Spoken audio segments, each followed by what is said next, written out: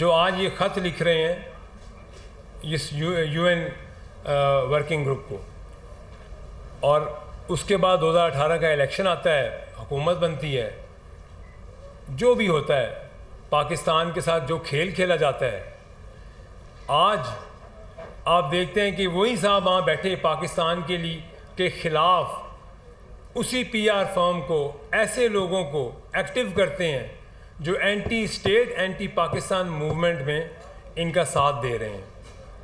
आपको बताना चाहता हूँ कि ये प्रॉपर एक कैंपेन नहीं, ये प्रॉपर एक ऐसी लॉबी क्रिएट की गई है दुनिया में, फ़ॉरेन में, पाकिस्तान के ख़िलाफ़, पाकिस्तान को नुकसान पहुंचाने के लिए। कभी ये PR फर्म पाकिस्तान की जमहूरियत के ख़िलाफ़ शब खून मारते हैं, कभी पाकिस्तान के जमहूरी निज़ाम के ख़िलाफ़। पहले 2 साल आपने एक ड्रामा रचाया कि आपके ख़िलाफ़ साजिश कर दी है इसी मुल्क में जहां आप जाके अभी रोना रो रहे हैं अपना। आपने पूरी सियासत का आपका इन्हिसार था कि आपके ख़िलाफ़ वहाँ से इसी मुल्क से साजिश हुई है। आपकी हर तकरीर उठा के देख लो, आपने इस पाकिस्तान के बच्चे को बेवकूफ़ बनाया। आपने एक्टिंग के वो तमगे हासिल किए कि पाकिस्तान के बच्चे बूढ़े का सब समझे कि ये साजिश हो गई है। तो जब हमने अभी अपनी असेंबली में ये रेजोल्यूशन पेश किया कि हमारे मुल्क में मुदाखलत नहीं होनी चाहिए किसी बैरूनी ताकत की, और कोई ताकत कौन होती है पाकिस्तान की डेमोक्रेसी के ऊपर हाथ उठाने वाली, उंगली उठाने वाली। शर्म की बात है कि आप उसी असेंबली में बैठे आपके मेंबरान उसको अपोज करते हैं। ये है आपकी मुहिब वतनी, ये आप अपने आप को दावेदार कहते हैं हम मुहिब वतन हैं। आपसे बड़े मुल्क दुश्मन शायद पाकिस्तान से बाहर भी नहीं बैठे हुए हैं। मैं अपने जज्बात को कंट्रोल में नहीं रख सक रहा, क्योंकि मैं आपको सिर्फ ये बताना चाहता हूँ कि मैंने जो जितना करीब से इन लोगों को देखा है, शायद ही पाकिस्तान में इस जमात में किसी ने इनको देखा होगा। जो साजिश ये 2 साल रचाते रहे, साइफर का नाम लेकर ये साजिश हो गई, मीर जाफ़र पड़ गए, मीर सादिक पड़ गए। आज आपने वहीं जाके फिर आपने वहाँ पे एक प्रॉपर PR फर्म हायर कर ली। आपको पैसे कहाँ से आते हैं वहाँ से? मैं बताता हूँ आपको पैसे कहाँ से आते हैं। आपने जितनी कंपनीज हायर की हुई हैं दुबई में, आपकी कतर की कंपनी का इंकशाफ करूँगा, आपकी UK में जो आपके ये लोग बैठे हैं जो कि लॉबिंग कर रहे हैं, जो कि यहूदियों के साथ बैठ के जिनको जहाँ से आपको ये पैसा जनरेट हो रहा है, मैं उस एक पैसे को एक अकाउंट को पाकिस्तान की आवाम के सामने लेके आऊँगा। ओके, आप बैठ जाए। आपने पाकिस्तान के लिए ऐसा माहौल क्रिएट किया कि आप पाकिस्तान में लोगों को ये बताना चाहते हैं कि पाकिस्तान तो साजिश कर गया पाकिस्तान के साथ। पाकिस्तान की जो मुसल्लह अफवाज है उसके खिलाफ ऐसी घिनौनी कैंपेन चलाते हैं आप। एक अकाउंट डिटेल्स हैं, कौन बैठ के वहाँ चलाता है, कौन वो ट्वीट्स करता है, उसको पैसा कहाँ से आता है। वो तो 1.5 लाख रुपए महीना पे यहाँ पे तनख्वाहदार था, और हमने उसको 2017 में यहाँ पे PTI के दफ्तर में हायर किया था। आप ऐसे लोगों से इस्तेमाल हो रहे हैं। मैं अपने PTI के लोगों को, उनको भी कह रहा हूँ जो थोड़े बहुत दावेदार हैं, जो कि वाकई में थोड़ा शऊर रखते हैं, इस मुल्क से मोहब्बत करते हैं, और वो मुझे मिलते हैं। आपके मेंबरान भी हैं ऐसे।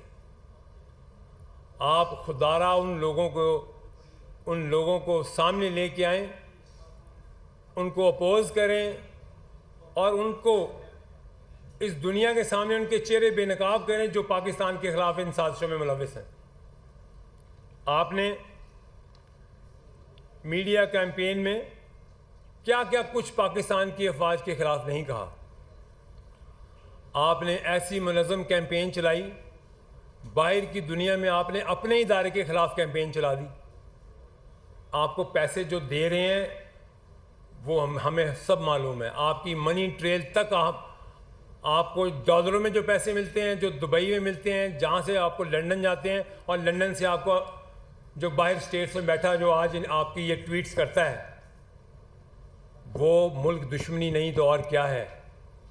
असल गद्दार, असल मुल्क का दुश्मन तो वो है जो वहाँ हमसाया मुल्क बैठे लोग कहते हैं कि वो आज तक हम नहीं कर सके जो ये कर रहे हैं अफवाज के खिलाफ। आज आप एक नया ड्रामा रचाते हैं, और इस वर्किंग ग्रुप को आप ये लेटर लिखते हैं, आपको पता है वो तो एक सेमी गवर्नमेंट इदारा है, और ये एक वेबसाइट पे मौजूद है कि ये पेड आपकी पीआर के लिए वो आपको इश्तिहार उनके लगे हुए वेबसाइट के ऊपर, इतने डॉलर्स दें पर मिनट पर डे, आपके सामने वो आ जाएगी। आप गूगल करें, मैं आपको वो उसकी डिटेल्स भेज देता हूँ, आप देखेंगे वो कितनी ऑथेंटिसिटी है उसकी। लेकिन आपका मकसद क्या है? आपका मकसद सिर्फ ये है कि इस मुल्क में इंतशार फैले। आपका मकसद ये है कि इस मुल्क में आग लगे। आपका मकसद और है क्या? क्योंकि पाकिस्तान एक सही सिमत में चलना शुरू हो गया है। कभी आप चाइना विजिट को कहते हो फ्लॉप विजिट है, कभी आप कहते हैं इस मुल्क के अंदर ये IMF का राज हो गया है। आपने ऐसा कौन सा करतूतनामा दिखाया है इस मुल्क में जिसमें इस मुल्क का एक भी फायदा हुआ हो? आप 18 से लेकर आज 24 हो गई है। आपने उस वक्त भी हमने इसी बात पे आपसे लहदा हुए, आपके मालूम होते हुए आपको पता था कि करप्शन का राज है आपके हुकूमत में। आपकी हुकूमत उतरते ही आपने इदारों के ऊपर अटैक कर दिया। आप चाहते हैं कि इस मुल्क के इदारे आपस में लड़ें।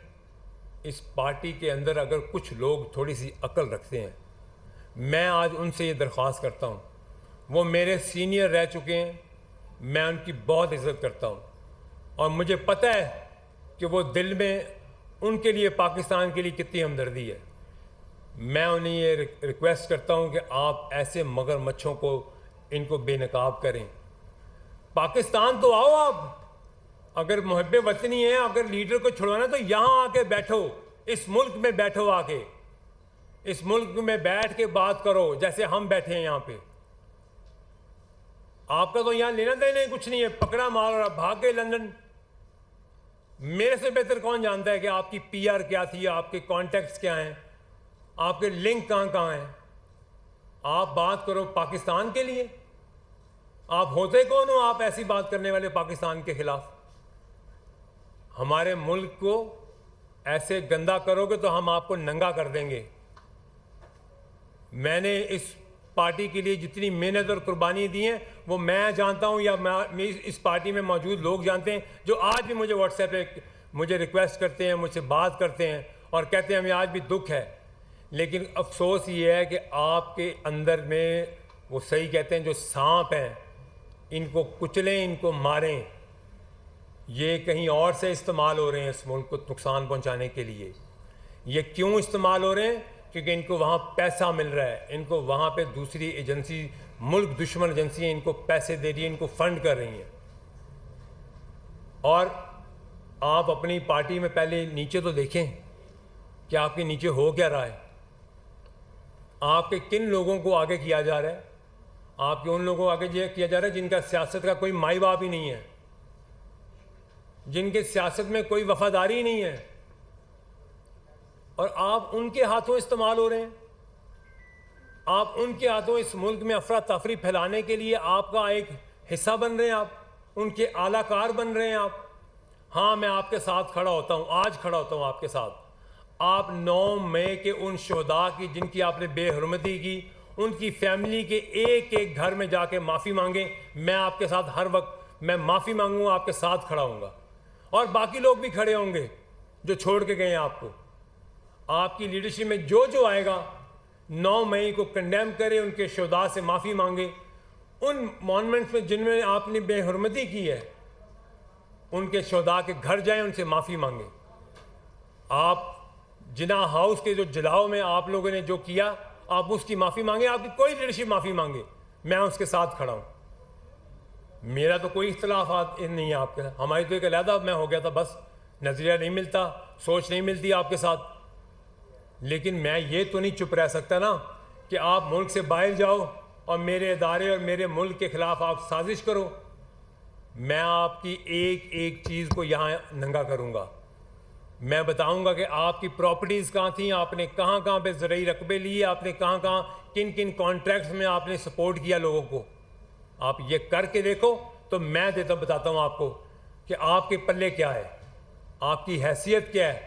आप इस मुल्क के बारे में, इस मुल्क की सालमियत के ऊपर आप कोई अटैक करो।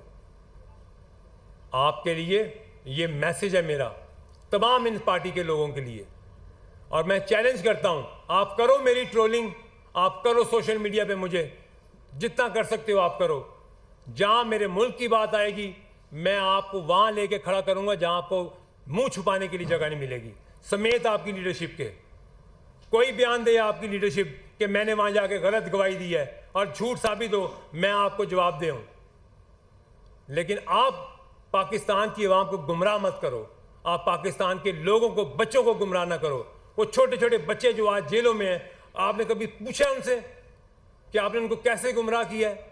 उनके मुस्तकबिल का सोचने के लिए उनको आपने जेलों में डलवा दिया कि जाके जिना हाउस जला दो, GHQ में हमला कर दो। आपको शर्म से डूब मरना चाहिए। आज आपका एक कारिंदा उठता है, वो अमेरिका बैठ के ट्वीट करता है, एक उठता है वो UN वर्किंग ग्रुप को जाके लेटर लिखता है, आप IMF को लेटर लिखते हैं। कौन सा ऐसा काम है जो आपने इस मुल्क के लिए नुकसान पहुंचाने के लिए ना किया हो? कोई ऐसा आप एक इकदाम बताएं ऐसा। आपके अंदर जहर इस मुल्क के लिए इतना भर चुका है, सिर्फ अपनी ज़ात और अपने मफाद की खातिर। आपको ना ये हम करने देंगे इंशाल्लाह और ना ये होगा इंशाल्लाह। पाकिस्तान के लिए सोचना है और पाकिस्तान को आगे लेके जाना है हमने।